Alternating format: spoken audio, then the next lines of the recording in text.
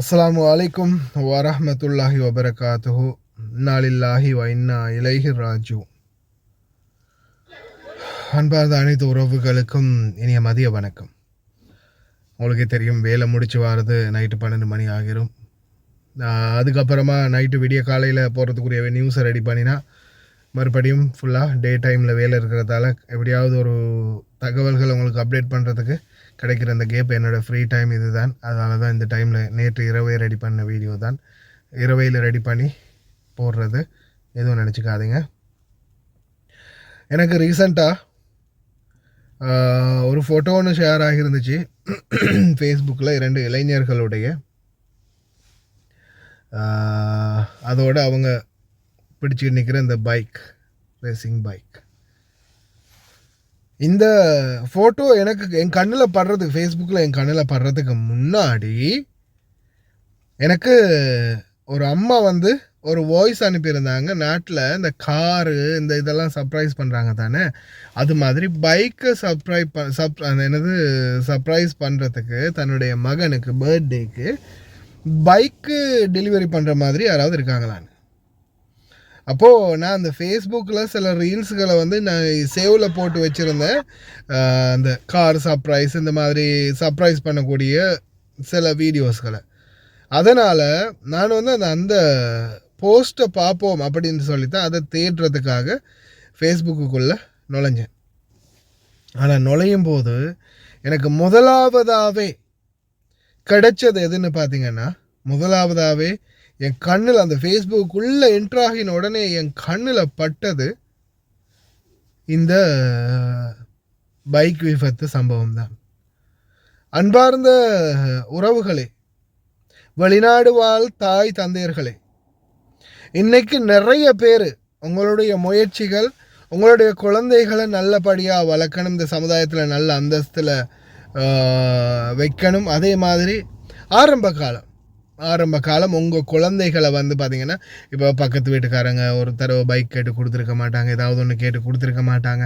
அது ஒரு மனசில் அது வேதனையாக இருக்கும், ஒரு ஈரலாக இருக்கும். நம்மளுக்கு நம்ம காசில் ஒன்று வாங்கணும், நம்ம பிள்ளைங்களை நம்ம சம்பாதிச்சு நம்ம பிள்ளைங்களை இப்படி நல்லா வைக்கணும் அப்படின்ற ஒரு கனவுகள், ஒரு தாய் தகப்பனுடைய கனவு. ஆனால் நீங்கள் இந்த ரேஸ் பைக்குக்காக 10 லட்சம் 15 லட்சம் செலவு பண்ணி ஒரு ரேஸ் பைக் வாங்கி கொடுக்குறீங்கன்னா, அது அந்த குழந்தையுடைய உயிருக்கே ஆபத்தை நீங்களே விலை கொடுத்து வாங்கி கொடுக்குறீங்க அப்படின்றத ஞாபகம் வச்சுக்கோங்க. எவ்வளவு சொன்னாலும் சரிதான், இல்லை நான் எதுவுமே அப்படியெல்லாம் ஓட்ட மாட்டேன்னு எவ்வளோ சொன்னாலும் சரிதான். நான் உங்களுக்கு ரூல்ஸ் போடுறேன், இவ்வளோலாம் சொல்கிறேன். சில நேரங்களில் சில டைமில் என்ன மறந்து நானே அழுத்திடுறேன், வேகமாக அழுத்தி போயிடுறேன். அப்புறமா ஞாபகம் ஸ்லோ பண்ணுறேன். நம்ம இந்த வெளிநாடுகளில் இருக்கிற நம்மளே எவ்வளோ வேகமாக ஓட்டக்கூடாதுன்னு நினச்சாலும் ஓட்டுறோம். பைக், அதுவும் ரேஸ் பைக், ஒரு 200 150 180 ஸ்பீடுக்கு போகக்கூடிய பைக் கையில் இருக்குது. 30-40 போகும்போது அது நம்மளுக்கே ஒரு என்னடா இந்த வண்டியில் இவ்வளவு தான் போகலாமா அப்படின்ற மாதிரி ஒரு முறுக்க தோணும். ஆனால் அது கடைசியில் நம்மளுடைய குழந்தைகளுடைய உயிரையே பறிச்சிடும் அப்படின்றது பல தாய் தகப்பனுக்கு தெரிகிறதில்லை. முடிஞ்சால் இனி வரும் காலம் அது கோடீஸ்வர அளவுக்கு மிச்சமாக தலைக்கு மேலே காசு வச்சுருக்கிறோம், வாங்கி கொடுக்குறான். கை கால் உடஞ்சா லண்டனுக்கு அமெரிக்காவுக்கு அனுப்பி ட்ரீட்மெண்ட் பண்ணிக்கிறான். அவனுங்களை விட்டுருங்க. உங்களுடைய குழந்தைகளுக்கு நீங்கள் ஒரு 10-20 லட்சம் செலவு பண்ணி ஒரு பைக்கு வாங்கி கொடுக்குறத அந்த குழந்தைகளுடைய வாழ்க்கையை உயர்த்துறதுக்கான வேறு ஏதாவது ஒரு வழிமுறைகளை செய்யுங்க. பைக்கு நம்மளுக்கு தேவை தான், ஆனால் அது ஒரு நார்மலான சிச்சுவேஷனில் இருக்கணும். ஏன்னா அது நம்ம என்னடா அப்போ நாங்கள்லாம் பணக்காரங்க ஓட்டுற வண்டி ஓட்டக்கூடாது அப்படின்னு இல்லை. நம்மளுக்கு ஒரு பைக்கு தேவை, ஆனால் அந்த பைக்கு நம்மளுக்கு பிரயோஜனப்படணும். இன்னொரு பக்கம் நம்மளுக்கு இருக்கிற செலவை கம்மி பண்ணுற நிலைமையில தான் இருக்கணும்.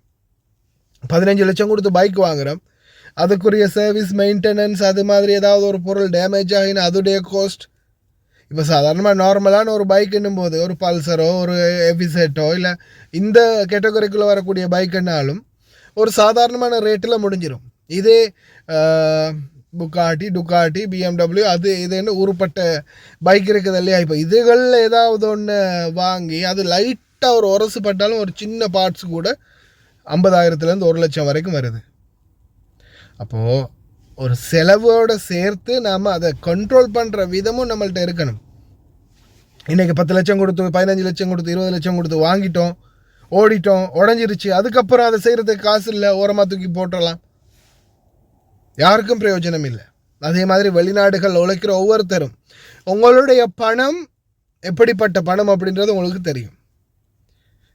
அந்த பச்சையாக செலவுன்னா பீமுத்திரம் கூட அள்ளி உழைச்ச காசுன்னு சொல்லலாம் இல்லையா. அந்த அளவுக்கு கஷ்டப்பட்டு உழைச்சிருக்கிறாங்க.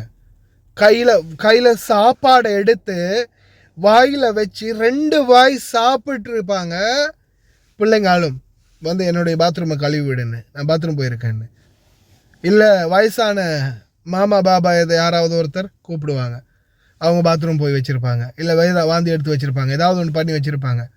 அதெல்லாம் அள்ளி தொடச்சி கழுவி எல்லாம் முடிச்சுட்டு அந்த 2 வாய் சோறு வச்சாங்கல்ல வாயில், அடுத்த 3வது வாய் வைக்க தோணுன்னு நினைக்கிறீங்க? அது அப்படியே கிடந்து காய்கிறது தான். அதுக்கப்புறம் வேலை போகும். அதுக்கப்புறம் எல்லாம் முடிச்சுட்டு வந்து நைட்டுக்கு அந்த சாப்பாடு தின்றதுக்கே மனம் வராது. அதுக்கப்புறமா அப்படியே விடுபட்டுரும். இந்த மாதிரி பலருக்கும். ஏன்னா நம்ம வீட்டிலேயே எங்களுடைய மாமா வயசான மாமா இருக்கிறாங்க. ஏன்னா அது ஓப்பனாக சொல்லணும் இல்லையா. எங்களுடைய வீட்டு மாமாவும் வயசான மாமா, வீல் சேரில் போகிறவங்க, நோயாளி. அப்போ அவங்களுடைய நிலைமையும் நம்ம வீட்டில் வேலை பார்க்குற சகோதரிகளும் அதே மாதிரி தான். சில நேரங்களில் மாமா கூப்பிடுவாங்க, பெல் அடிப்பாங்க, சாப்பிட்டுட்டு இருக்கும் போதே எழுப்பிட்டு போவாங்க. அதுக்கப்புறம் வந்து பார்த்தா இப்போ சாப்பிட முடியாது அப்படின்னு சொல்லிட்டு போயிடுவாங்க. அது என்ன நம்மளுக்கே புரியுது.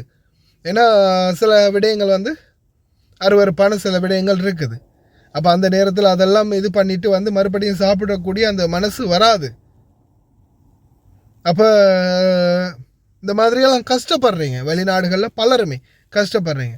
அதே மாதிரி தான் டிரைவர்களுடைய நிலைமை. தாய்மார்கள் மட்டுமில்லை, தந்தைமார்களும் அதே மாதிரி தான். இன்றைக்கி எத்தனை தந்தைமார்கள் காலையில் விடிய காலையில் எழும்பி ஒரு 10 வண்டி 5 வண்டியை பிடிச்சி கழுவுறாங்க. ஏன்? அவங்களும் குடும்பத்துக்கு இன்னும் கொஞ்சம் அதிகமாக செலவுக்கு காசு ஆகிரும், இன்னும் கொஞ்சம் அனுப்பிடலாம் அப்படின்றதுக்காக. வீடுகளில் கொடுக்கக்கூடிய சாப்பாடு எனக்கு தெரிஞ்சு சகோதரர் மனோ இப்போ ரீசெண்டாக போனஸ் எல்லாம் எடுத்து நாங்கள் எம்பசி கொடுத்து அவரை பத்திரமா அனுப்பி வச்சோம் இல்லையா. அந்த மனோ சகோதரர் கூட சில டைமில் அந்த சாப்பாடு விஷயங்கள்லாம் சொல்லியிருக்கிறாரு. அதே மாதிரி இதுக்கு முன்னாடியும் ஒரு சகோதரர், அதே மாதிரி ரில்வான் என்று சொல்லி ஒரு சகோதரர், அவங்களுடைய எல்லாம் வாழ்க்கை நிலைமை அவங்கள ஆரம்பத்தில் அனுப்பின வீடியோஸ் என்கிட்ட இருந்துச்சு. அந்த சாப்பாடு, அவங்களுக்கு கிடைக்கிற சாப்பாடுகள், அவங்களுக்கு அந்த அவங்கள கவனிக்கிற விதம், உண்மையிலே அந்த மனசுக்கு எனக்கே அப்படியே ஒரு ஆத்திரம் வர்ற அளவுக்கு இருக்கும். என்னடா இப்படியாடா டே, இவங்களுக்கெல்லாம் இவ்வளவு இறைவன் அள்ளி அள்ளி தந்து ஏண்டா இப்படியெல்லாம் அநியாயம் செய்கிறீங்க அப்படின்னு மூஞ்சில் போய் கேட்கணும்னு தோணும். அந்த அளவுக்கு அநியாயம் செய்வாங்க. ஒரு பச்சை மிளகாய், ஒரு தக்காளி பீஸு, கொஞ்சம் வெள்ளை சோறு, அதுதான் சாப்பாடு. அரபு நாடு வெளிநாடுன்னு வந்து கடைசியில் நாட்டில் கூட பச்சை மிளகா தக்காளி சோறுன்னு சாப்பிட்றதில்ல, ஏதாவது ஒரு குழம்போட சோறு சாப்பிட்டோண்டா. இங்கே வந்து அதையும் விட கேவலமான நிலைமைக்கு வெளிநாடு. ஆனால் நாட்டில் இருக்கிறவங்க நினைக்கிறது, மச்சா வெளிநாட்டில் இருக்க வெளிநாட்டு சாக்லேட், வெளிநாட்டு பர்ஃப்யூம், வெளிநாட்டு டோஃபி சாக்லேட், அதே மாதிரி வெளிநாட்டு சிகரெட், வெளிநாட்டு அது, வெளிநாட்டு இது. ஆனால் இந்த வெளிநாட்டில் நாங்கள் படுற பாடன்ன்றது இந்த வெளிநாடு வாழ் தொழிலாளர்களுக்கு தான் தெரியும் இல்லையா. சிந்தித்து செயல்படுங்க. என்னால் முடிஞ்சது இந்த மாதிரியான அவேர்னஸ்களை சொல்கிறது தான். தயவு செய்து கவனம்.